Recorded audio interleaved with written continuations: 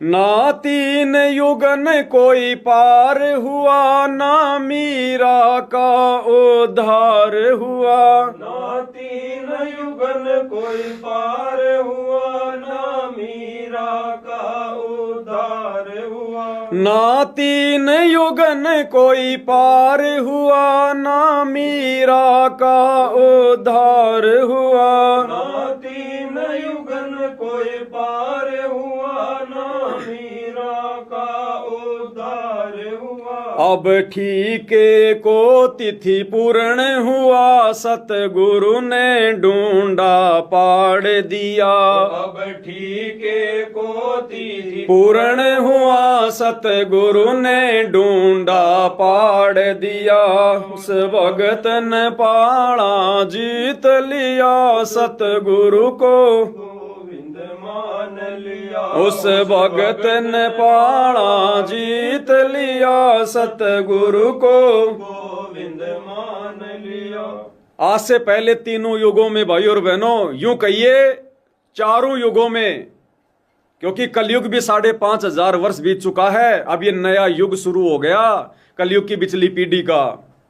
तो 3 युग कहो चाहे 4 युग कहो, सतयुग त्रेता द्वापर, और ये कलयुग 5,500 साल बीत गया। एक भी महापुरुष, एक भी आत्मा जिनके हम आज नाम सुनते हैं, चाहे मीरा हो, चाहे धन्ना हो, चाहे रविदास जी हो, चाहे नानक जी हो, कोई भी हो, एक भी आत्मा आज तक उस वास्तविक शाश्वत स्थान सतलोक में नहीं जा पाई, केवल गुरु को मानुष मानने के चलते। क्योंकि जब तक हम अपनी आंखों से सारे प्रमाण धर्मशास्त्रों में लिखे हुए नहीं देख लें, हम गुरु को परमात्मा नहीं मान सकते। जो दया परमात्मा ने केवल कलयुग की पिछली पीढ़ी में ही करनी होती है। तो कहते हैं ना तीन युगन कोई पार हुआ, ना मीरा का उद्धार हुआ। मीराबाई का भी उद्धार नहीं हुआ। हम सबको पता है अंत में मीराबाई ने श्री कृष्ण जी की भक्ति छोड़कर रविदास जी के माध्यम से कबीर परमात्मा की शरण ले ली थी और घर छोड़कर वृंदावन चली गई। और अंत में मीरा जी का क्या हुआ? श्री कृष्ण जी की पत्थर की मूर्ति में समा गई। आस्था मीरा की अंत काल में सतगुरु से उपदेश लेने के बाद भी तत्व ज्ञान के अभाव में श्री कृष्ण जी में ही बनी रही, जिस कारण से वो मीराबाई भी पार नहीं हो पाई, उसका भी पूर्ण मोक्ष नहीं हो पाया।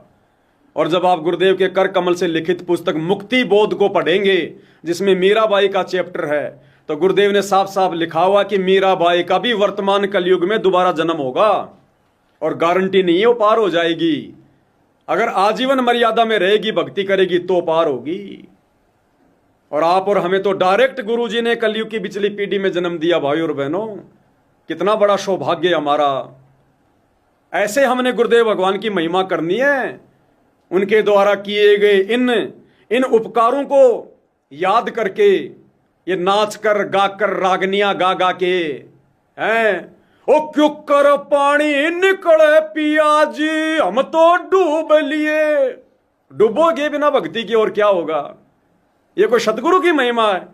ये तो तुम पानी की महिमा कर रहे हो कि पानी ने पूरे गांव को डुबो दिया। पानी उतर पिया सारा तो ये बकवादे करके हम कभी भी सतगुरु को प्रसन्न नहीं कर सकते। भाई और बहनों, ना तीन युगन कोई पार हुआ, ना मीरा का उद्धार हुआ। अब ठीके को तिथि पूर्ण हुआ और सतगुरु ने डूंडा पाड़ दिया। डूंडा पाड़ दिया सतगुरु रामपाल जी भगवान ने अपने तत्व ज्ञान का, अपने आध्यात्मिक ज्ञान का। आज उनके सत्सेवक बच्चे जी भर के उनकी महिमा कर रहे हैं, जी भर के उनके चरणों की सेवा करके, चरणामृत लेकर, भोग लगा के, आरती उतार कर जी भर के अपनी भक्ति धन जोड़ रहे हैं। आज सतगुरु ने डूंडा पाड़ दिया, डूंडा अध्यात्म का, भक्ति का। 4 युगों से परमात्मा जिस समय का इंतजार कर रहे थे, अब ठीके को तिथि पूर्ण हुआ। कबीर सागर में गुरुदेव कहते हैं ना, जब लगावे नहीं ठीके को तिथिवार, यानी जब तक वो परमात्मा के द्वारा निर्धारित किया गया समय नहीं आएगा, तब तक तो मेरी बातें ऐसे लगेंगी जैसे बेकार हैं, कबीर सागर में लिखी बातें। तो अब वो ठीके को तिथिवार वो पूर्ण हो गया। अब वो समय आ गया 1997 से।